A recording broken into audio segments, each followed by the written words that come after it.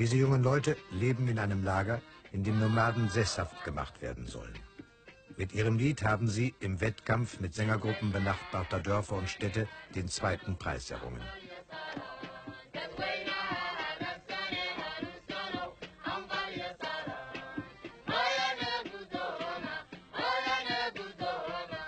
Die Lagerleitung ist sehr stolz, dies in nur 3 Jahren aus Nomadenkindern gemacht zu haben.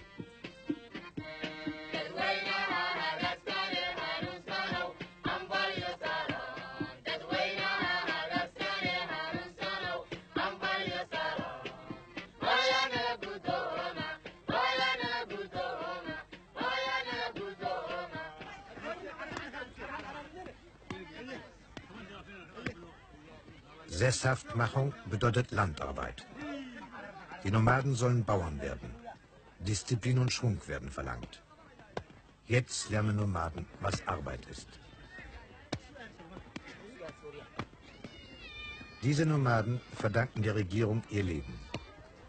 Als die Dürre 1975 den Viehbestand dezimiert hatte und Tausende von Nomaden am Verhungern waren, brachte eine sowjetische Luftbrücke sie in den Süden, wo der Boden für Landwirtschaft geeignet ist.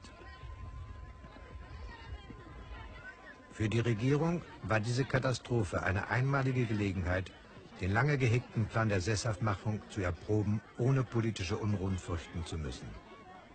So wurden 120.000 Nomaden in verschiedenen Lagern angesiedelt. Sie sollen Bauern werden. 10.000 jedoch sind mittlerweile zum Nomadenleben zurückgekehrt.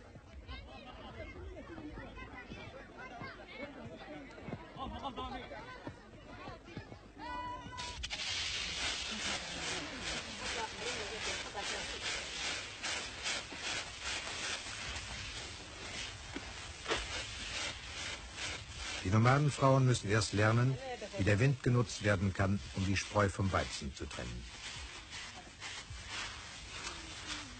Gewöhnen mussten sich die Nomaden auch an die vielen neuen Mikroben, die in den überfüllten Flüchtlingslagern ideale Brutstätten fanden und viele Opfer forderten.